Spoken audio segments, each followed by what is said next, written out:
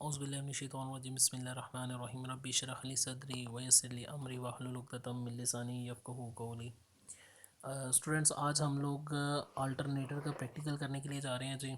ठीक है, तो अल्टरनेटर के प्रैक्टिकल में सबसे पहले जो अल्टरनेटर फ़िज़िकल है वो नज़र कैसे आता है, ये सामने वाला जो पीस है इसको हम अल्टरनेटर कहते हैं। ठीक है, आज अब हम अल्टरनेटर की बात करने जा रहे हैं। इससे पहले हम लोग डिस्कस कर चुके थे मतलब जो हमने डिस्कस किया था जी जनरेटर्स को।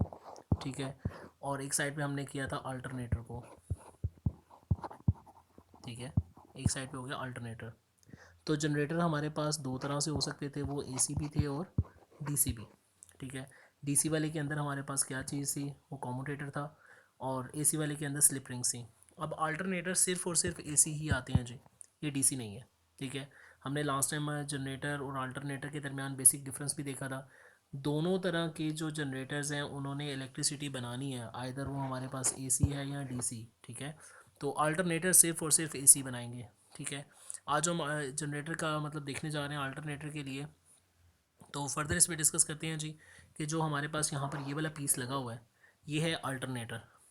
अल्टरनेटर गाड़ी के अंदर अगर फ़र्ज़ करें जब गाड़ी स्टार्ट नहीं है तो तब ये वोल्टेज नहीं बनाता।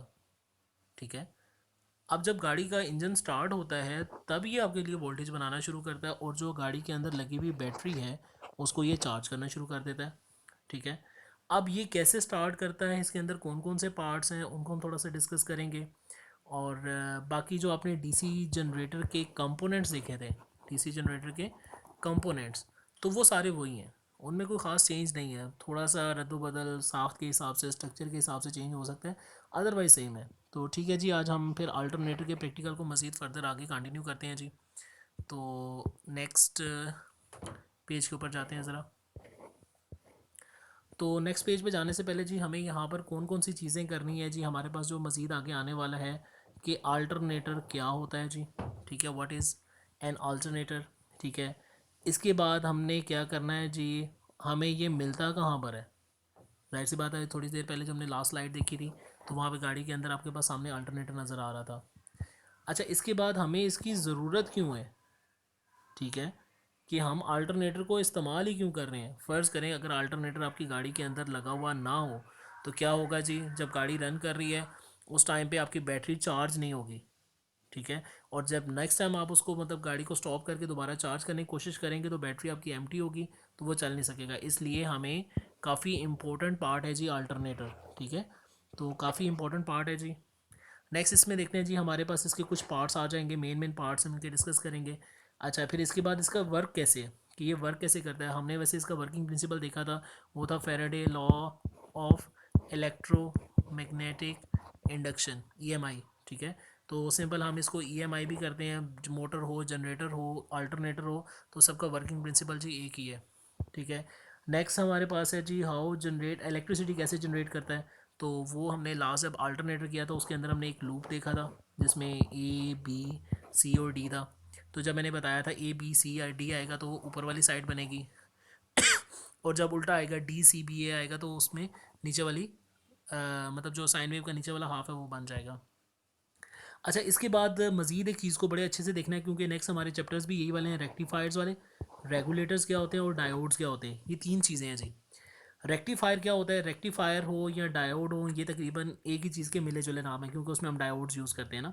इसमें ट्रायो इसलिए लिखा हुआ है क्योंकि वहाँ पे हम तीन तरह मतलब जो डायोड यूज़ हो रहे होंगे वो तीन है, इस तरीके से उसकी तीन स्टेजेस बन रही हैं। ठीक है, एक फेज़ इधर आ जाएगा, दूसरा फेज़ आ जाएगा, फिर तीसरा फेज़, तो ये कुल मिला के आपके पास एक डायोड रेडी हो जाएगा। तो अभी बात करते हैं जी रेक्टिफायर्स और डायोड। जब एक ही चीज़ है, रेक्टिफायर क्या करता है, वो एसी को डीसी में कन्वर्ट करता है, और जो डायोड है वो ये चीज़ है, ये भी वही काम करता है। और ट्रायो मीन्स कि यहाँ पर जो तीन स्टेज वाले डायोड्स हैं वो यूज़ होंगे। ठीक हो गया। अच्छा, इसके बाद है रेगुलेटर। रेगुलेटर का क्या काम का होता है जी, अब यहाँ पर आपने स्टेबलाइज़र को और रेगुलेटर को मिक्सअप नहीं करना। जो रेगुलेटर है, रेगुलेटर का मतलब होता है कि जी अगर फ़र्ज़ करें आपके पास 12 वोल्ट इनपुट पे आ रहे हैं तो आपको 5 चाहिए, तो रेगुलेटर आपको 5 वोल्ट करके दे देगा। बाकी जो आपके पास 7 वोल्ट माइनस कर रहा है, ये 7 वोल्ट जो माइनस होंगे वो यहाँ पर करंट में कन्वर्ट हो जाएंगे, करंट आपके पास स्टेबल हो जाएगा, ज़्यादा अच्छे वाला हो जाएगा। ठीक है, तो रेगुलेटर का ये काम है। रेगुलेटर दोनों तरह से होते हैं, वोल्टेज रेगुलेटर भी होते हैं और करंट रेगुलेटर भी होते हैं। फ़र्ज़ करें कि अगर मैं ये कहूँ कि रेगुलेटर आपके पास 12 वोल्ट आ रहे हैं और आपको 14 चाहिए, तो ये आपको कभी नहीं बना के दे सकता, ठीक है। उसके लिए हमें स्टेबलाइज़र चाहिए होता है। जैसे आपके पास घर में जो फ्रिज होता है उसके साथ एक स्टेबलाइज़र होता है, अगर आपके पास 170 वोल्ट भी आ रहे हों तो वो उसको कन्वर्ट करता है जी 220 वोल्ट में कन्वर्ट करता है। तो ये स्टेबलाइज़र का काम है, कम होंगे तो ज़्यादा कर देगा, और अगर फ़र्ज़ करें कि ज़्यादा आ रहे हों तो तब उसको कम मतलब स्टेबल करके दे देगा वापस। तो रेगुलेटर में और स्टेबलाइज़र के अंदर कंफ्यूज नहीं होना, ठीक है जी। अब चलते हैं जी नेक्स्ट हमारे पास आ रहा है क्या है जी। अब यहाँ पर आपके इंजन से रिलेटेड काफ़ी सारी चीज़ें, क्योंकि जब हम गाड़ी की बात कर रहे हैं तो जाहिर सी बात है वहाँ पे इंजन होना चाहिए। अब यहाँ पर अल्टरनेटर को ढूंढने की कोशिश करें जी, अल्टरनेटर कहाँ है। तो यहाँ पर देखें, ये एक अल्टरनेटर पड़ा हुआ है, और यहाँ पर ये एक जो आपके पास ऊपर वाली जो आपके पास शाफ्ट है इसको कहते हैं केम शाफ्ट, और नीचे वाली आपके पास क्रैंक शाफ्ट है, ठीक है। इसको बड़े ध्यान से देखें, यहाँ पर पिस्टन एक लगा हुआ है, दो है, तीन है, चार है। ऊपर वाली जो है वो केम है, नीचे वाली जो है वो क्रैंक है, ये दोनों आपस में एक बेल्ट के ज़रिए कपल हुई हुई हैं, ठीक है। अच्छा, इसके बाद मज़ीद देखें जी, जो अल्टरनेटर है वो आपकी क्रैंक शाफ्ट के साथ ही कनेक्टेड है, ठीक है। और किस तरीके से कनेक्टेड है, यहाँ पर एक बेल्ट लगी हुई है पुली के साथ, इसको फ्लाईव्हील के साथ कनेक्ट किया गया है। तो इसका मतलब क्या हुआ जी कि जब इंजन आपका स्टार्ट होगा, जब इंजन आपका रनिंग में होगा, किसमें होगा जी, रनिंग में होगा, तो उस टाइम पे आपको क्या होगा जी, आपका ये अल्टरनेटर वर्क करना शुरू करेगा। ठीक हो गया, बात समझ आना शुरू हुई आपको जी। तो इसको बड़े ध्यान से देखना है, ये बाकी सारी चीज़ें आपके मैकेनिकल फंक्शन में है। आल दो कि आपके पास जो अल्टरनेटर है वो भी क्या कर रहा है जी, मतलब मैकेनिकल एनर्जी को इलेक्ट्रिकल एनर्जी में कन्वर्ट करता है, और प्रिंसिपल कौन सा है जी, इलेक्ट्रोमैग्नेटिक इंडक्शन। ये तो पुरानी चीज़ होगी। तो बस ये ध्यान रखना है कि ये सारा जितना भी पीस है ये आपकी गाड़ी के साथ है, जो इंजन है, स्टार्टिंग सिस्टम है, वो कैसे स्टार्ट होगा, देन इसकी वर्किंग आती है, ठीक है जी। अच्छा, मज़ीद हम आगे जाते हैं जी इसके सेकंड के ऊपर। अब यहाँ पर अल्टरनेटर को, जो थोड़ी देर पहले आपने अल्टरनेटर देखा वो पूरे इंजन के साथ कनेक्ट था, तो यहाँ पर है जी, the alternator generates alternating current electricity which is why it's called an alternator. तो जब अल्टरनेटर आपके पास बना ही अल्टरनेटिंग करंट रहे, अल्टरनेटिंग करंट आपके पास इन शॉर्ट में होता है जी एसी, ठीक है। तो ये इलेक्ट्रिसिटी जो बना रहे हैं हमारे लिए, इसीलिए हम इसको कह रहे हैं जी ये अल्टरनेटर है।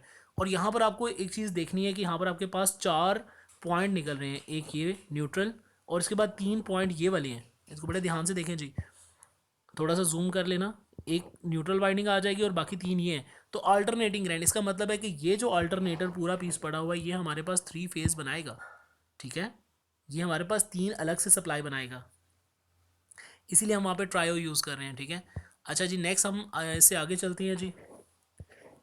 अब इसमें हमारे पास जो अल्टरनेटर है, इसके अंदर जो अल्टरनेटर की पूरी फिक्सिंग होने के बाद इसको जो नीचे एक पीस आता है वो अलग से होता है।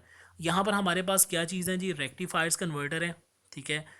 अब रेक्टिफायर्स कन्वर्टर का काम क्या है, ये क्या करेगा जी, जो हमारे पास अल्टरनेटिंग करंट है, क्योंकि जो हमारे पास जनरेटर्स हो या अल्टरनेटर, वो बाय बर्थ हमारे पास कौन सी करंट बनाते हैं, वो एसी होते हैं। एसी हमारे पास एक साइन वेव होती है, ठीक है। तो बैटरी इस वेव से चार्ज नहीं होती, बैटरी को आपको कन्वर्ट करके डीसी देना पड़ता है, ठीक है। तो अभी यहाँ पर देखें जी कि जो आपके रेक्टिफायर्स कन्वर्टर्स हैं इनका मेन काम क्या है जी, इसने अल्टरनेटिंग करंट को क्या करना है, डायरेक्ट करंट में, मतलब कि एसी को किस में कन्वर्ट कर देना है जी, डीसी डायरेक्ट करंट के अंदर। ठीक हो गया। अब नेक्स्ट हमारे पास ये पोर्शन तो क्लियर हो गया कि ये रेक्टिफायर्स और ये सारा पीस हमारे पास वो हो जाएगा। नेक्स्ट हम आगे आते हैं, तो हमारे पास है जी regulator maintain a near constant output voltage. अब रेगुलेटर क्या करेगा जी, फ़र्ज़ करें अगर गाड़ी मेरी 120 की स्पीड से जा रही हो, ठीक है, तो अल्टरनेटर भी इसका मतलब है उतनी स्पीड से घूमेगा, तो जो वोल्टेज आएंगे वो हाई हो जाएंगे। ठीक हो गया। अब बैटरी को जो वोल्टेज चाहिए वो तकरीबन 14 वोल्ट चाहिए होंगे, 13 वोल्ट चाहिए होंगे, 12 वोल्ट पे वो चार्ज हो जाती है, क्योंकि चार्जिंग वोल्टेज ज़्यादा होते हैं। अब 120 की स्पीड पे जब आपके पास हाई वोल्टेज आ जाए, तो वो उस रेगुलेटर का काम है कि वो इस चीज़ को, बैटरी को कम करके दे, ठीक है, बैटरी को कम करके दे। अब नेक्स्ट जब हम आ रहे हैं जी, अगर फ़र्ज़ करें कि आपकी गाड़ी चल रही है जी सिर्फ 20 किलोमीटर की रफ्तार से, तो जो आपके पास करंट जो वोल्टेज बनेंगे वो आपके पास लो वोल्टेज हैं, तो रेगुलेटर उसको रेगुलेट नहीं करेगा, ठीक है। रेगुलेटर फ़र्ज़ करें कि यहाँ पर आपके पास 12 वोल्ट ही आ रहे हैं, तो वो 12 वोल्ट आगे जाने देगा, कोई इशू नहीं है। लेकिन जब हाई वोल्टेज आएंगे तो उसको रेगुलेट करके भेजेगा कि जी कम होके जाएँ, ज़्यादा होके ना जाएँ, ठीक है। इस चीज़ को बड़े ध्यान से रखना है। फर्दर इसको मज़ीद भी आगे कुछ पॉइंट्स आएंगे उनमें डिस्कस करेंगे। अच्छा जी, अब हमारे पास जो अल्टरनेटर है उसका जो काम जा रहा है वो क्या करता है जी, every modern vehicle needs electricity to operate. तो ये बात तो हमें समझ आ रही है कि उसको इलेक्ट्रिसिटी चाहिए। अब इलेक्ट्रिसिटी ऐसा नहीं है कि यहाँ पर हम कोई तार लगा दें और इसको अपने घर की वायरिंग के साथ जोड़ दें, ऐसा कुछ नहीं है जी। तो आपके पास गाड़ी के अंदर जो इलेक्ट्रिकल सोर्स है वो आपके पास है बैटरी। ठीक है। अब बैटरी क्या करती है जी, वो आपकी लाइट सिस्टम को भी चलाती है, आपके ऑडियो सिस्टम को भी चलाती है। अगर फ़र्ज़ करें मॉडर्न कार जैसे इसने कहा, तो यहाँ पर आपके ग्लास को और वाइपर्स हर चीज़ को आपके बैटरी ही चलाएगी। लेकिन बैटरी को चार्ज होने के लिए तो कोई ना कोई चीज़ चाहिए ना। अगर बैटरी है तो वो सारी चीज़ों को इलेक्ट्रिसिटी दे रही है, इसको भी तो इलेक्ट्रिसिटी चाहिए ना। तो गाड़ी के अंदर हमारे पास जो अल्टरनेटर है वो इसको रिवर्स में चार्ज करेगा। ठीक है। Through a cutout relay, cutout relay का एक नेक्स्ट से पूरा टॉपिक है, तो उसको मैं वहाँ पे डिस्कस करूँगा। तो आपने चीज़ों को बस जोड़ते चले जाना है जी। ठीक है जी। अब नेक्स्ट स्लाइड पे चलते हैं जी। नेक्स्ट में क्या है हमारे पास, इसको ज़रा बड़े ध्यान से देखें। अब जैसे हम कंप्यूटर की बात करते हैं जी, इनपुट होता है, प्रोसेसिंग होती है, तो आउटपुट मिलती है ना। तो अल्टरनेटर वर्क कैसे करता है, उसके लिए जी हमारे पास सबसे पहले फ्यूल होना चाहिए in the form of petrol या डीजल। ठीक है। इसके बाद एक इंजन होना चाहिए जिसके अंदर कंबस्शन हो। कंबस्शन मीन्स कि वो आपके इग्निशन सिस्टम या जो भी एस आई सिस्टम हो या सी आई सिस्टम हो। इग्निशन, स्पार्क इग्निशन या फिर कंप्रेशन इग्निशन, जो डीजल वाली हैं वो ये आ जाएगा, जो पेट्रोल वाली हैं वो ये है। अच्छा, इसके बाद आउटपुट में क्या होगा, आउटपुट में आपकी गाड़ी क्या होगी, मैकेनिकल वर्क करेगी, मैकेनिकल फोर्स लगाएगी और आगे चलेगी। ठीक है। तो यहाँ पर ये जो अल्टरनेटर का वर्क है वो आपको थोड़ा सा आइडेंटिफाई होगा। यहाँ पर अभी आप देख रहे हैं अल्टरनेटर कनेक्ट नहीं है। जैसे ही यहाँ पर अल्टरनेटर आप लगाएंगे, कनेक्ट करेंगे, तो आपके लिए इलेक्ट्रिसिटी जनरेट करना शुरू कर देगा जी। अच्छा, नेक्स्ट चलते हैं जी। नेक्स्ट के ऊपर अगेन सेम है जी। अब हाँ, यहाँ देखें जी। अब यहाँ पर देखें जी, अल्टरनेटर का जो काम है, जो हमारे पास इंजन है, अभी यहाँ पर मैं इसको थोड़ा सा मार्क करता हूँ, मैं अल्टरनेटर को बीच में से निकाल रहा हूँ। इनपुट फ्यूल है हमारे पास, आउटपुट में हमारे पास व्हील लगे हुए, मैकेनिकल सिस्टम होगा। तो यहाँ पर ऊपर एक स्टेटमेंट देखें, engine does not produce electricity. Engine नहीं कर सकता। इंजन बनवा के दे सकता है लेकिन खुद प्रोड्यूस नहीं कर सकता। अब अगर हम इसके साथ, इस कंबस्टन के साथ अगर एक अल्टरनेटर को कनेक्ट करते हैं यहाँ पर, जैसे इंजन घूमना शुरू होगा, कंबस्टन अपना स्टार्ट कर देगा, इंजन आपके क्रैंक हो गया, इंजन रनिंग हालत में आ गया, तो वो इस अल्टरनेटर को भी चलाएगा। ठीक है। तो अल्टरनेटर मतलब अल्टरनेटर आपको इलेक्ट्रिसिटी प्रोड्यूस कर देगा जी। ठीक है। नेक्स्ट चलते हैं जी। यहाँ पर इस चीज़ को समझना है जी, बहुत ज़बरदस्त चीज़ आ रही है। अच्छा, यहाँ पर देखें जी, सबसे पहले यहाँ पर पहली स्टेटमेंट क्या है जी, when engine is off the battery provides full power. तो इसका मतलब है कि यहाँ पर बैटरी का एक टर्मिनल ग्राउंड हो जाएगा और बैटरी का दूसरा टर्मिनल देखिए, यहाँ पर जी इंजन ऑफ है। ठीक हो गया, इंजन ऑफ कंडीशन में है। तो यहाँ से देखिए ये आपके पास स्टार्टर आ जाएगा। बैटरी क्या कर रही है जी, बैटरी से सप्लाई आपके लोड की तरफ जा रही है। लोड मीन्स क्या है जी, इंजन के या जितना भी कार का इलेक्ट्रिकल सिस्टम है, जो आपके पास लोड है वहाँ तक करंट पहुँच जाएगा, और जो ग्राउंड पाथ है वो ऑलरेडी कंप्लीटेड है। ठीक है। अब यहाँ पर देखेंगे, जब इंजन स्टार्ट नहीं है, इंजन ऑफ कंडीशन में, आपने गाड़ी को स्विच ऑन भी नहीं किया, ठीक है, उस टाइम पे क्या है जी, करंट जितना भी इलेक्ट्रिकल सिस्टम है वहाँ तक पहुँच जाएगा लेकिन काम नहीं करेगा। और इसको हम कन्वेंशनल इसलिए ले रहे हैं जी, प्लस और माइनस के हिसाब से, मतलब हम यहाँ पर पॉजिटिव को फ्लो करवा रहे हैं। ठीक है जी। नेक्स्ट स्लाइड में देखते हैं जी। अब यहाँ पर समझना, जो ऊपर वाली स्लाइड थी उसके अंदर देख लें, स्टार्टिंग मोटर की तरफ कोई करंट नहीं गया अभी तक। ठीक है। इंजन ऑफ है, मतलब गाड़ी अभी तक खड़ी, हमने जाके स्विच लगाया ही नहीं है, स्विच को ऑन ही नहीं किया। तो अब इस वाले में देखते हैं जी, थोड़ा सा इसको ध्यान से। अब जी यहाँ देखें जी, अब क्या है जी, when engine is starting the battery provides large current to a starter motor. ठीक हो गया जी। इस पॉइंट को देखें। अब क्या है, जैसे ही हमने जाके, पहले इंजन ऑफ था, अब हमने क्या किया जी, इंजन की स्टार्टिंग वाली पोजीशन में मतलब लेके आए हैं, जैसे हमने एक सेल्फ दिया, सेल्फ दे रहे हैं, तो सेल्फ में क्या हो जाएगा जी, जैसे सेल्फ लगाएंगे, एक तो होता है ना स्विच ऑन करना, स्विच ऑन करने के बाद का सीन है कि जैसे ही आप सेल्फ देते हैं तो एक करंट तो ऑलरेडी आपके लोड की तरफ जा रहा था, ये तो पिछली अपने साइड में भी देख लिया।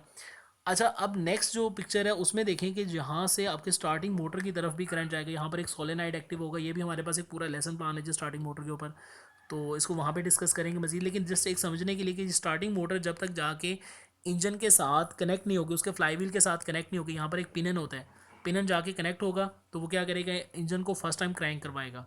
ठीक है।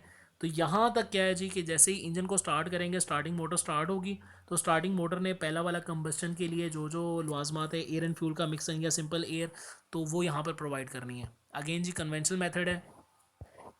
अब देखें, अब क्या हुआ जी कि आपका इंजन स्टार्टिंग मोटर ने क्या किया, इंजन को स्टार्ट करवा दिया, वहाँ से आपका स्पार्क भी आ गया, सब चीज़ें कंप्लीट होगी। When engine is running the alternator charge the battery and power the car electrical load. अब क्या हो रहा है जी, जब यहाँ से सिस्टम क्या हुआ कि जैसे ही आपका इंजन रनिंग में आया तो इसमें क्या होता है कि जी जो आपका लोड वाला सिस्टम है, अब यहाँ से करंट ने क्या करना है, ये वाला डायरेक्शन ऐसे है, ठीक है। अल्टरनेटर स्टार्ट हो गया यहाँ पर, उस टाइम पे जब इंजन रनिंग में हो जाएगा, स्टार्टिंग मोटर का कोई काम नहीं है, ये ख़त्म हो जाएगी। बैटरी का कोई काम नहीं है, ये ख़त्म हो जाएगी। अब क्या करना है जी, यहाँ से करंट निकलेगा और निकलने के बाद आपके लोड की तरफ भी जाएगा, और इसके बाद दूसरा क्या करेगा, बैटरी को चार्ज भी करवाएगा। ये दोनों काम इसी के ज़िम्मे है, ठीक है। अब यहाँ से गाड़ी को लाहौर ले जाएं, पेशावर ले जाएं, किसी जगह ले जाएं, जब तक आप गाड़ी को स्विच ऑफ नहीं करेंगे अल्टरनेटर कॉन्टीन्यूसली आपके लिए इलेक्ट्रिसिटी बनाता रहेगा, ठीक है। तो यहाँ पर क्या है जी, मज़ीद आपके पास आपने देखा था कि वहाँ पर डायोड्स वगैरह लगा के हम उसको कन्वर्ट करके यहाँ पर डीसी पे इसको चार्ज कर लेंगे, वो हमारे लिए इशू नहीं है जी, ठीक है। यहाँ पर इसका फंक्शन को आपने समझना है। अच्छा जी, अब इसके बाद अल्टरनेटर जो वर्क कर रहा है उसके ऊपर देखें जी, आपके पास यहाँ पर फ्लाई व्हील है, फ्लाई व्हील। ये फ्लाई व्हील एक बेल्ट के ज़रिए कनेक्ट होता है इंजन के साथ, ठीक है, एक पुली के साथ। तो इस चीज़ को भी देखना है जी। नेक्स्ट इसके मज़ीद पार्ट्स को देखते हैं। अब फ्लाई व्हील के पीछे क्या चीज़ है, अब अल्टरनेटर के अंदर एक शाफ्ट तो होती है ना, जो उसके पूरा एक सिलेंडर टाइप होता है, इसी के ऊपर इसका आर्मेचर भी होगा। तो ये सारी चीज़ें इसी के साथ हैं जी। यहाँ पर देखें जी, एक आपके पास दो पीस में आ जाएगा, इसमें रेयर ब्रैकेट आ जाएगी, एक फ्रंट ब्रैकेट, मतलब एक फॉरवर्ड वाली और एक रिवर्स वाली। इसको ओपन करेंगे तो ये खुल जाएगा। अच्छा जी, नेक्स्ट नेक्स्ट नेक्स्ट, अब यहाँ पर आते हैं जी, इसको थोड़ा सा अच्छे से डिस्कस करेंगे। यहाँ पर आपके पास जो F लिखा हुआ है, F को यहाँ पर पढ़ें जी। यहाँ पर ये क्या है जी, इसको पूरा पढ़ें। F स्टैंड फॉर फील्ड हो गया। यहाँ पर क्या है, field is initial power to the create electromagnet. यहाँ पर जो फील्ड है उसको हम, यहाँ पर देखें आपके पास ये गाड़ी का स्विच लगा हुआ है, जैसे ही ये स्विच को ऑन करेंगे यहाँ से बैटरी की जो सप्लाई है वो एक इंडिकेटर के थ्रू होती हुई कहाँ जा रही है जी, अल्टरनेटर के अंदर। अल्टरनेटर के अंदर सप्लाई तो जा रही है और अल्टरनेटर दूसरी साइड से ग्राउंड हुआ हुआ है, सर्किट कंप्लीट है। अब ये वाली जो फील्ड है, ये जो आपका फील्ड वाइंडिंग होती है या जो आपके पास आर्मेचर वाइंडिंग है, इसको अपने मैग्नेट ज़रूर बनाना होता है, ठीक है। अगर आप इसको मैग्नेट बनाएंगे तो आपको लिए आसानी हो जाएगी। जैसे ये फ्लाईव्हील घूमेगा, एक मैग्नेट है, जैसे आप टॉय मोटर के मैग्नेट को अपने टॉय मोटर को अपने जहन में रखें तो उसके दोनों साइड पे एक परमानेंट मैग्नेट होता है, उसको मैग्नेट बनाने की ज़रूरत नहीं है, और अंदर एक रोटर होता है। अगर आप रोटर को घुमाएं और दोनों एंड के ऊपर एलईडी रखें तो एलईडी आपको रोशन होकर मिलेगी। तो यहाँ पर पहला काम क्या हो रहा है जी, जैसे स्विच ऑन करते हैं बैटरी क्या करती है, यहाँ पर जो इसकी फील्ड वाइंडिंग है इसको मैग्नेट बना देती है। जैसे हमने इलेक्ट्रोमैग्नेट का एक छोटा सा टास्क किया हुआ, छोटा सा एक प्रोजेक्ट बनाया हुआ, क्लास में काफ़ी सारे लड़कों ने वो 10-10 ने मिलकर जो बनाया था, वही चीज़ है। ठीक हो गया जी, इस पॉइंट को आप दोबारा भी एक दफ़ा कंसिडर करना। अच्छा, इसके बाद नेक्स्ट हमारे पास क्या है जी, वोल्टेज सेंस। अब क्या है जी, voltage sense is for the regulators. अब ये वाला जो पॉइंट है वो रेगुलेटर के साथ कनेक्ट होगा, और रेगुलेटर भी आपने देखा था लास्ट में कि इसी के पीछे एक रेगुलेटर का पॉइंट भी होता है। रेगुलेटर ने सेंस करना होता है, अगर हाई वोल्टेज आ रहे हैं तभी मेंटेन करके देना है, अगर लो वोल्टेज आ रहे हैं तब तो उसको गुजरने देगा, फिर कोई मसला नहीं है, लो वोल्टेज पे परेशानी कोई नहीं है। अच्छा, अब तीसरा पॉइंट देखें, यहाँ पर है जी बैटरी। अब इसको पढ़ें ज़रा। Battery is alternator output. अब क्या कर रहा है, जैसे ही आपका इंजन एक दफ़ा स्टार्ट हो गया, इंजन स्टार्ट होने के बाद क्या है जी, यहाँ से ये जो सप्लाई है इसने क्या करना है, यहाँ पर आना है और बैटरी को क्या करना है जी, चार्ज करना शुरू कर देना है, ठीक है। बैटरी को चार्ज करना शुरू कर देना है। तो उस टाइम पे बैटरी काम नहीं करेगी जब अल्टरनेटर चल रहा होगा। इसका मतलब क्या है जी, कि जो इलेक्ट्रिसिटी जनरेट हो रही है वो बैटरी को चार्ज करेगी और व्हीकल के पूरे सिस्टम को मज़ीद चलाएगी। हाँ चलें जी, अब मज़ीद इसको शुरू करते हैं जी। आपको यहाँ पर बी एस और एफ़ का भी पता चल जाएगा। जो बैटरी की तरफ वोल्टेज ने जाना है, यहाँ से बैटरी से वोल्टेज उसकी तरफ नहीं आएंगे जी। एक चीज़ को याद रखना कि यहाँ से ये वाले वोल्टेज बैटरी की से इधर नहीं आएंगे। यहाँ पर एक सेंटर में कटआउट रिले होती है, ठीक है, जो सिर्फ अल्टरनेटर की आउटपुट को बैटरी तक जाने देती है, लेकिन रिवर्स में इधर नहीं आने देती। अब कटआउट रिले को हम मज़ीद देखेंगे जी उसी लेसन प्लान के अंदर ही। तो बस ये सेंस बनानी है कि बैटरी से वोल्टेज अल्टरनेटर की तरफ नहीं जाएंगे। अगर थोड़ा सा इमेजिन करेंगे, अगर गाड़ी आपकी पार्किंग में खड़ी हुई है और ऑफ कंडीशन में है, तो बैटरी तो इंस्टेड इटसेल्फ मौजूद है ना वहाँ पे, तो बैटरी इस जाके अल्टरनेटर को स्टार्ट क्यों नहीं कर देती, ठीक है, क्योंकि सेंटर में कटआउट रिले है। कटआउट रिले अलाउ करती है सिर्फ एक कंडीशन को, कि जो अल्टरनेटर सप्लाई बनाएगा वो बैटरी की तरफ जाएगी थ्रू रेगुलेटेड थ्रू डीसी, और आखिर में यहाँ तक पहुँचेगी, ठीक है। और बैटरी से ही इसका मैग्नेट बनेगा। अगर ये मैग्नेट बनेगा यहाँ पे, फ्लाईव्हील घूमेगा तो इलेक्ट्रिसिटी जनरेट होगी। और यहाँ पर ये एक सेंसेस के लिए आपने सेंसर लगाया हुआ है, रेगुलेटर, ठीक है जी। अच्छा, मज़ीद इसको आगे डिस्कस करते हैं जी। मज़ीद प्रैक्टिकल में थोड़ा सा आगे जाते हैं। आप यहाँ पे देख सकते हैं जी, थोड़ी देर पहले हमने इस पीस को देखा था। यहाँ पर आपके पास ये रेक्टिफायर था और यहाँ पर ये रेगुलेटर। रेक्टिफायर का काम वही है जी, AC टू DC कन्वर्जन है, और रेगुलेटर का काम है कांस्टेंट वोल्टेज देना जी, ठीक है। और फर्दर आगे चलते हैं जी। हाँ, अब यहाँ पर देखें, जो आपके पास अगर इसको ओपन करें तो ये आपके पास फ्रंट रैक था और ये बैक रेयर था। इसके बाद ये वाला जो आपके पास रोटर है, ठीक है, रोटर के अंदर एक कॉइलिंग लाजमी हुई हुई होती है। और यहाँ पर ये आपके पास स्टेटर है जिसको आपने मैग्नेट बनाना है, ठीक है जी। सिर्फ इस पीस को देखें, यहाँ पर ये आपके पास 3 तारें होंगी, बल्कि 4 होंगी, एक न्यूट्रल भी होती है साथ में, ठीक है। ये न्यूट्रल हो जाएगा, बाकी तीनों फेजेस है। तो स्टेटर की जो वाइंडिंग है जी, मतलब इसी को हमने क्या करना है, मैग्नेट बनाना है, इसी को सप्लाई जाएगी और ये इलेक्ट्रोमैग्नेट बनेगा। यहाँ पर देखें जी, मज़ीद अगर आप इन चीज़ों को देखना चाहते हैं तो एक ये ब्लैक नज़र आ रही है और बाकी ये 3 आपको पॉइंट नज़र आ रहे हैं। तो ये आपके पास अलग अलग कॉइलिंग मौजूद है, ठीक है। अच्छा, अब यहाँ पर थोड़ा सा फर्दर देख लें जी, कि जो कॉइलिंग है, एक कॉइल मैंने अभी अंदर ही रहने दी है, न्यूट्रल है। अच्छा, यहाँ से भी देखिए दो दो एंड है कॉइल के, ठीक है, दो एंड है। अब दो एंड में क्या होता है कि एक एंड, ये दूसरा एंड और ये तीसरा एंड मिल के इसका न्यूट्रल बना देंगे, और एक ये वाला पॉइंट, ये वाला पॉइंट और ये वाला पॉइंट इसका फेस बना देंगे। आपकी कॉइल है जी। और कॉइल के हमेशा दो ही एंड होंगे, तीसरा नहीं होता जी, ठीक है। फर्दर आगे चलते हैं जी इसमें। हाँ, वही बात आगे जी, मजीद आप देख लें, यहाँ पर आपके पास एक पॉइंट बन रहा है, ये वाला न्यूट्रल हो जाएगा, जो तीनों कॉमन हो जाएंगे और बाकी तीनों फेसेस हैं। और अगर देखा जाए तो हमारे पास ये कॉन्फ़िगरेशन बन रही है जी, स्टार कॉन्फ़िगरेशन। हमने एक डेल्टा कॉन्फ़िगरेशन देखी थी, ठीक है। डेल्टा के अंदर आपके पास न्यूट्रल नहीं होता, लेकिन यहाँ पर आपके पास एक न्यूट्रल पार्ट मौजूद होता है जो स्टार वाले में है। जो आपके घरों की वायरिंग है या घरों में जो इलेक्ट्रिसिटी आ रही है वो आपके स्टार कनेक्शन में आती है, मतलब आपके पास 220 के हिसाब से ये 440 वोल्ट या इंडस्ट्रीज लेवल पे आप यूज़ करते हैं। तो लास्ट जो हमने लेसन प्लान किया था अल्टरनेटर वाला, उसमें हमने इसको भी डिस्कस किया था। तो फर्दर आप इसको देख लेना चाहिए एक दफ़ा। अच्छा, अगेन जी आपके पास जो यहाँ पर कॉइलिंग आ रही है, जो रेक्टिफायर है, ये रेक्टिफायर है जो फेज़ के साथ है और बाकी न्यूट्रल है। रेक्टिफायर ने क्या करना है, यहाँ तक AC बनेगी, क्योंकि मैंने बताया था अल्टरनेटर हो या जनरेटर हो, ये बाय बर्थ आपके लिए AC बनाते हैं। अगर DC करना हो तो कॉम्यूटेटर लगाते हैं, लेकिन अल्टरनेटर में कॉम्यूटेटर नहीं होता, वहाँ पर रेक्टिफायर सर्किट ही होता है, ठीक है जी। और यहाँ पर देख लें जी, each coil produce a single phase making 3 phase in total. तो हर एक लाइन जो आपके पास यहाँ पर है, एक सिंगल कॉयल, वो आपके पास सिंगल फेज़ चीज़ें बना रही है। एक ये फेज़ बनाएगी, फिर ये दूसरा फेज़, ये तीसरा फेज़। तो आपके पास यहाँ पर 3 फेज़ चीज़ें बनना शुरू हो जाएंगी। अच्छा जी, फर्दर हम इसको देखते हैं जी। हमारे पास इसमें जो न्यूट्रल पार्ट है वो आपको ऊपर से अब नज़र आ रहा है। अगेन हमारे पास ये रेक्टिफायर सर्किट है जिसमें डायोड्स हैं, ये रेगुलेटर है और यहाँ पर ब्रशेज़ हैं। और यहाँ पर लिखा हुआ है जी डायोड ट्रायो। तो अब इसको हम फर्दर थोड़ा सा देखते हैं, क्योंकि ये आपको डायग्राम आगे नज़र आने वाली है मज़ीद। तो रोटर के बारे में भी देख लें जी। ये सेंटर वाला पीस मैंने आपको पहले बताया था, रोटर था। ये आपका फील्ड वाइंडिंग थी, ठीक है, यहाँ स्टेटर।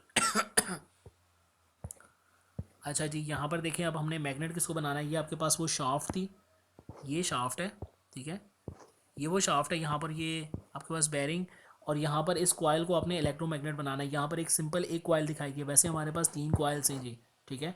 अब यहाँ पर क्या करना है, जब आप इनको सप्लाई देंगे जो आपके पास बैटरी से आएगी, तो ये इलेक्ट्रोमैग्नेट नहीं, ये वाला मतलब अंदर वाली कॉयल आपके पास इलेक्ट्रोमैग्नेट बनेगी जी, ठीक है। बाकी कटिंग के लिए इलेक्ट्रोमैग्नेट कॉयल है। यहाँ पर आपके पास, आप देख लें जी, अल्टरनेटर के लिए आपके पास क्या चीज़ है, स्लिप रिंग्स। अगर DC जनरेटर होता तो वहाँ पे आपके पास ये कॉम्यूटेटर की सूरत में होता। अच्छा जी, मज़ीद हम लोग आगे देखते हैं जी। इसमें वही है जी, स्लिप रिंग्स हैं। फिर इसमें एक और चीज़ एक्स्ट्रा ऐड हो रही है, वो है जी ब्रशेज़। कार्बन ब्रशेज़ होते हैं, स्प्रिंग के साथ लगे हुए होते हैं और सिर्फ कॉन्टैक्ट मेकिंग के लिए। अदरवाइज़ अगर हम यहाँ पर तार लगाएंगे, जैसे ये रोटर घूमेगा क्लॉकवाइज या एंटी क्लॉकवाइज, तो ये तारें टूट सकती हैं। ये क्या करता है, जस्ट एक कॉन्टैक्ट बना देता है उसके साथ, जाके स्प्रिंग उसको पुश करके रखता है रोटर के साथ, तो यहाँ पर आपके पास एक कॉन्टैक्ट मेक हो जाएगा, ठीक है। अगेन जी आपके पास स्लिप रिंग्स हैं। जब वो मैग्नेट, जो आपके पास मैग्नेट बना हुआ है ऑलरेडी ना, यहाँ से जो मैग्नेट आपके पास पोल्स के ऊपर है स्टेटर वाइंडिंग के साथ, जब रोटर घूमेगा तो ये मैग्नेटिक फील्ड को कट करेगा, तो यहाँ से आपके पास EMF इंड्यूस होना शुरू हो जाएगी। जो क्लास में हमने पढ़ा था वो EMF, इलेक्ट्रोमोटिव फोर्स, ठीक है। तो ये वाली EMF को हम स्मॉल लिखते हैं। इसका यूनिट भी वोल्ट है और इसका यूनिट भी वोल्ट है। इलेक्ट्रोमोटिव फोर्स किसी भी इलेक्ट्रिकल सर्किट को रन करने के लिए था। फिर इसके बाद एमएमएफ था, मैग्नेटोमोटिव फोर्स किसी भी मैग्नेटिक सर्किट को रन करने के लिए। तो यहाँ पर जो हमारे पास आ रही है वो ईएमएफ है, यहाँ आप उसको वोल्टेजेस कह सकते हैं या इलेक्ट्रिसिटी कह सकते हैं। ईएमएफ का यूनिट भी आपके पास वोल्ट है, लेकिन ये स्मॉल वाला है जनरेटर के लिए। अदरवाइज जो ईएमएफ आप बड़े वाली लिखते हैं वो थोड़ा सा डिफरेंट है जी। ठीक है जी, कार्बन ब्रश के थ्रू आपके पास सप्लाई जाना शुरू हो जाएगी। अगेन वही चीज़ है जी। अब यहाँ पर इसने उस चीज़ को पूरा बनाना शुरू कर दिया है।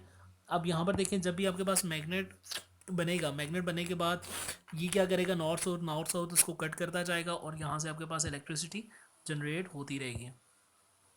बस अगर आपने टॉय मोटर के को अपने जहन में रखेंगे तो आपके लिए चीज़ें आसान हो जाएंगी। और हाँ जी, इस चीज़ को थोड़ा सा डिस्कस करते हैं मज़ीद। यहाँ से देखिए पूरा एक इंजन है जी, यहाँ पर भी एक पूरा इंजन है। ठीक हो गए, दो इंजन आगे। अब यहाँ पर ये लिखा हुआ है स्लोअर और ये फास्टर। अब फास्टर का मतलब क्या है जी कि जब गाड़ी आपकी 120 की स्पीड से चल रही है तो ये फ्लाई व्हील उतनी ही तेज़ी से अल्टरनेटर को भी घुमाएगा। तो आपके पास मल्टीमीटर पे देखें 25 वोल्ट आ रहे हैं।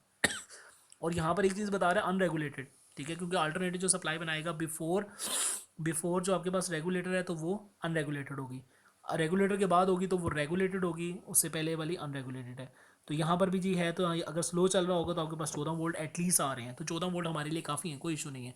तेज़ चलेगा, ज़्यादा वोल्टेज आएंगे, रेगुलेटर का काम बनता है फिर। ठीक है जी, अब मेरे ख्याल से ये पॉइंट आपका अच्छे से क्लियर हो गया होगा। अगेन जी आपके पास वही न्यूट्रल पॉइंट है, रेगुलेटर है, ब्रशेज है और ट्रायोड्स हैं।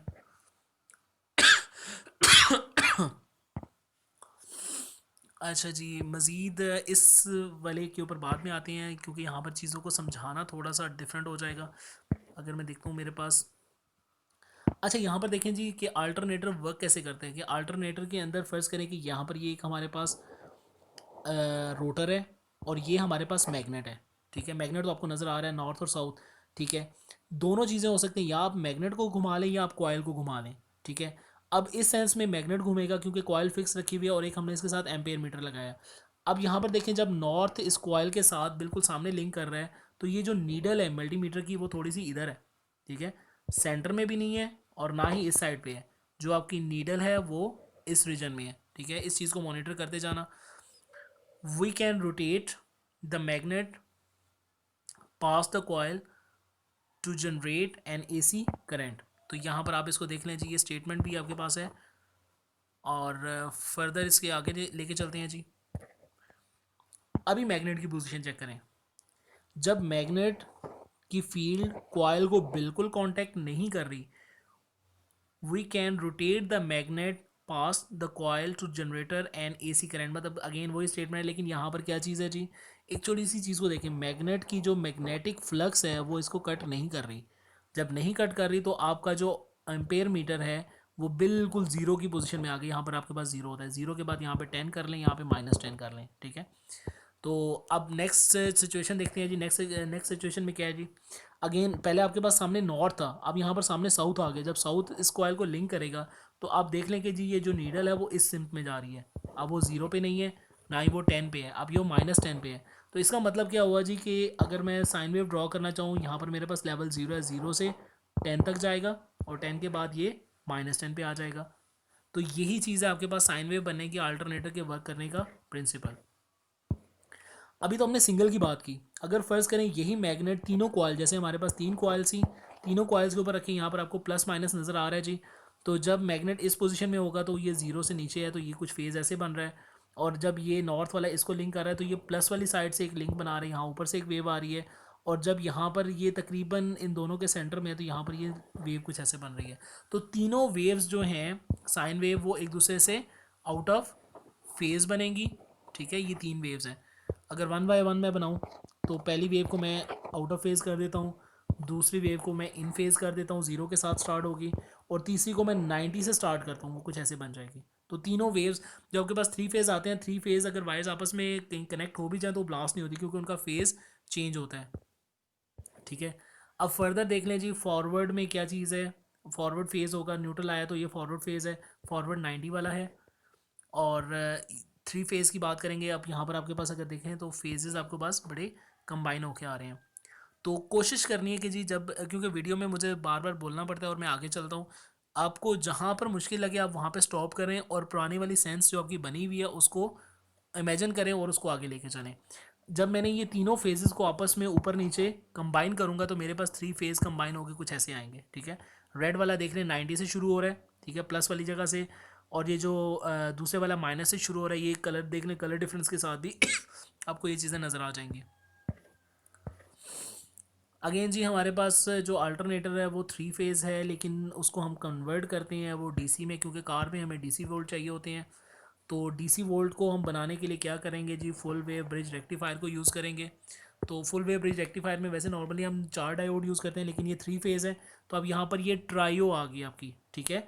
ये डायोड्स हैं, देख लें डायोड का ये वाली साइड क्या होती है जी, इस साइड को देखिए, ये वाली माइनस होती है और ये प्लस होती है, फिर अगेन माइनस और प्लस, जो बार वाली साइड है वो नेगेटिव होती है। अब यहाँ पर जो फेज़ 1 रेड वाला था वो एक के साथ कनेक्ट होगा, फेज़ 2 दूसरे के साथ, फेज़ 3 तीसरे के साथ। तो यहाँ पर इनकी एक डायग्राम बनती है जी प्रॉपर, जो कौन सा डायोड फॉरवर्ड बाइस होगा, कौन सा डायोड रिवर्स बाइस होगा।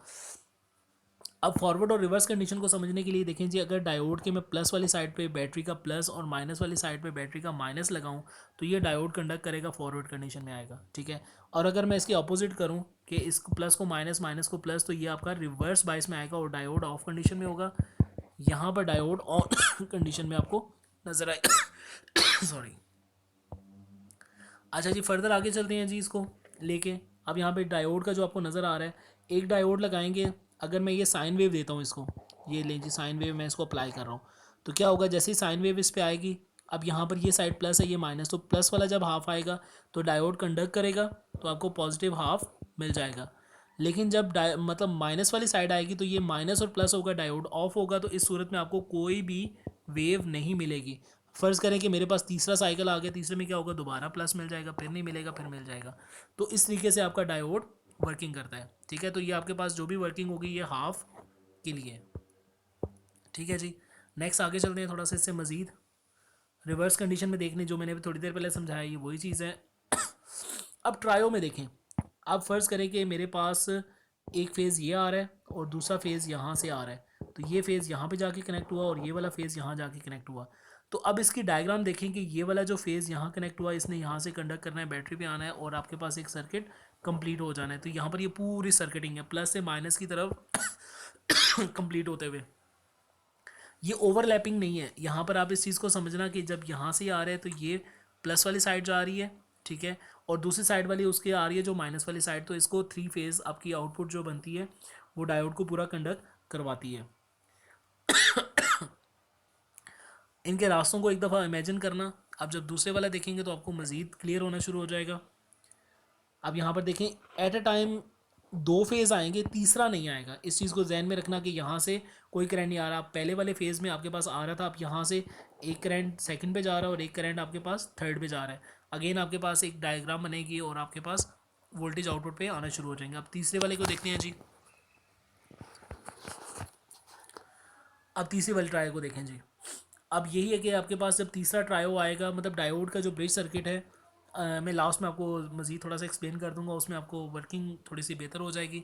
तो इनकी डायग्राम्स को आपने देखते जाना है जी, ठीक है जी। अब यहाँ पर हमें ट्रायो लगाने से 3 फेज़ में क्या हो रहा है कि हमें एक कांस्टेंट आउटपुट मिल रही है जी। थोड़ी देर पहले जो हमने डिस्कस किया था उसमें जो डायोड थे, जो बिल्कुल सिंगल वाली वैल्यू थी, उसमें क्या था, अगर साइन वेव दी है तो उसमें क्या कर रहा था, एक हाफ कंडक्ट कर रहा था, फिर नहीं कर रहा था, फिर कर रहा था, फिर नहीं कर रहा था, फिर कर रहा था, ठीक है, कुछ ऐसे था। लेकिन जब हम तीनों डायोड की आउटपुट को कंबाइन करेंगे तो आपके पास एम्प्टी स्पेस बचेगा ही नहीं, ठीक है। पहले मैं ये कंडक्ट कर रहा था, दूसरे में ये कंडक्ट कर गया, क्योंकि एट ए टाइम 2 आ रहे थे ना हमारे, हाफ हाफ आ रहे थे, तो प्लस वाले हाफ में माइनस वाले हाफ में आपको मिल जाएगा, फिर अगेन प्लस और माइनस, क्योंकि दो दो फेजेस है ना, तो आपको दोनों चीज़ें मिलती जाएंगी। अच्छा जी, नेक्स्ट चलते हैं जी, इसको थोड़ा सा आगे लेके चलते हैं आपके पास। अच्छा, लास्ट में अब क्या चीज़ है, अब डायग्राम को आप थोड़ा सा मॉनिटर करना है। यहाँ से आपके पास ये जो है, ये आपके पास मेन सोर्स आ जाएगा, ठीक है। ये आपके पास मेन सोर्स है सप्लाई का, जो आपके पास एसी इनपुट आ रही है। रेक्टिफायर सर्किट है, रेक्टिफायर सर्किट ने आपके पास क्या करना है, इसको डीसी में कन्वर्ट करना है। लेकिन ये वाली जो डीसी होती है इसको हम कहते हैं रिपल्ड। इस वाली डीसी को हम क्या कहते हैं, ये रिपल डीसी है। इसके अंदर जो ये प्योर डीसी नहीं होती। प्योर डीसी हमें करने के लिए हमें क्या करना पड़ता है जी, स्मूथिंग का प्रोसेस होता है, वहाँ पर एक हैवी वोल्टेज का हैवी वोल्ट का कैपेसिटर लगाना पड़ता है, बड़ा वैल्यू का कैपेसिटर लगाना पड़ता है, वो स्मूथिंग कर देता है। अब क्या होता है, जितने भी रिपल्स आए हैं, मतलब कि ये जो आपके पास रिपल्स आएंगे, ये इसको क्या करेगा, कॉन्स्टेंट डीसी लेवल में चेंज कर देगा। तो यहाँ पर आपको नज़र आ रहा होगा डिफरेंट कलर के साथ। तो अगर कैपेसिटर नहीं होगा तो ये नहीं होगा, अदरवाइज मतलब स्मूथिंग नहीं होगी, फिल्टर नहीं होगा और प्योर डीसी नहीं बनेगी।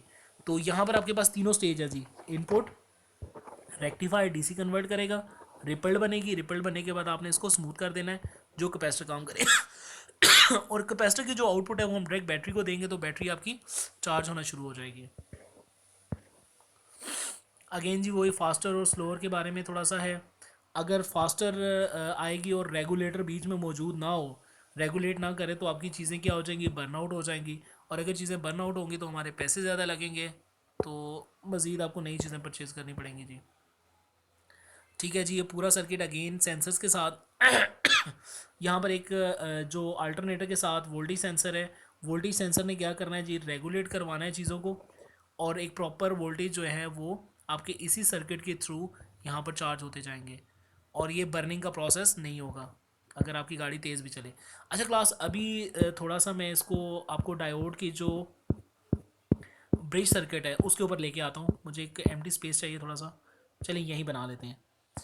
अब फ़र्ज़ करें कि मैं एक सिंगल फेज़ बनाता हूँ, ठीक है, ये मेरे पास एक ट्रांसफार्मर आ गया, ठीक है। अगर मैं इसको थोड़ा छोटा बनाऊँ, ये ट्रांसफार्मर आ गया, ठीक है। इसके बाद मैं एक ब्रिज सर्किट बना रहा हूँ, ब्रिज सर्किट में मैं 4 डायोड बनाऊँगा क्योंकि ये सिंगल फेज़ है, ठीक है। यहाँ पे कंप्लीट हो गया, इसको मैंने बंद कर दिया। अब यहाँ पर ये एसी सोर्स है, एसी सोर्स को मैंने क्या करना है कि जी मैंने यहाँ पर इसके सेंटर में लगा दिया एक, और एक मैंने इसके सेंटर में लगा दिया। और इसके बाद मैंने क्या करना है, यहाँ से एक जंपर वायर लेनी है, और यहाँ से एक कैपेसिटर है, बड़ी वैल्यू का कैपेसिटर, ये प्लस साइड हो जाएगी और ये वाली माइनस साइड। अब देखिए यहाँ से जो भी अगर फर्ज करें 220 वोल्ट है, यहाँ पर 12 वोल्ट एसी आ जाएंगे, स्टेप डाउन ट्रांसफार्मर होगा, यहाँ पर एसी है।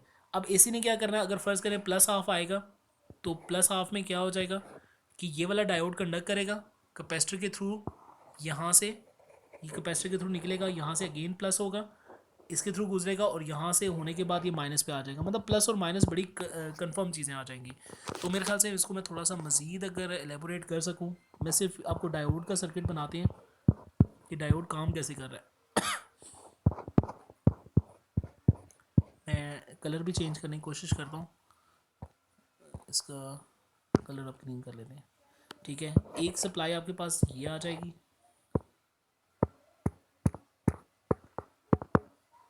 एक सप्लाई ये आ गई, और इसका तीसरे का कलर भी चेंज कर लेते हैं, ग्रीन के बाद ब्लू रख लेते हैं। तो तीसरी सप्लाई मेरे पास ये कैपेसिटर के लिए आ जाएगी। अब मेरे ख्याल से ज़्यादा प्रोमिनेंट हो गया होगा, ये कैपेसिटर आ जाएगा, ठीक हो गया। ये प्लस वाली साइड होगी ऊपर वाली, और दूसरी वाली माइनस वाली साइड। अब फ़र्ज़ करें कि जो मेरे पास सिग्नल आ रहा है, अब इसको मैं अगेन कलर एक दफ़ा चेंज कर लूँ, पर्पल रख लेते हैं इस दफ़ा। अगर यहाँ पर मेरा पॉजिटिव हाफ आया, ठीक है, ये पॉजिटिव हाफ आया विद रिस्पेक्ट टू, मतलब ऊपर पॉजिटिव है और नीचे नेगेटिव है, तो यहाँ पर आएगा तो ये वाला डायोड कंडक्ट करेगा, फॉरवर्ड बाइस हो जाएगा। फिर उसने क्या करना है, कैपेसिटर के अंदर से गुजरना है, ठीक हो गया। कैपेसिटर के अंदर से गुजरने के बाद वो इस जंपर पे आएगा, जंपर पे आने के बाद ये डायोड कंडक्ट करेगा और इस लाइन के थ्रू माइनस पे पहुँच जाएगा। तो ये आपकी पूरी एक वर्किंग बन जाएगी, ठीक है। अगर मैं इसको एक दफ़ा माइनस करूँ ज़रा,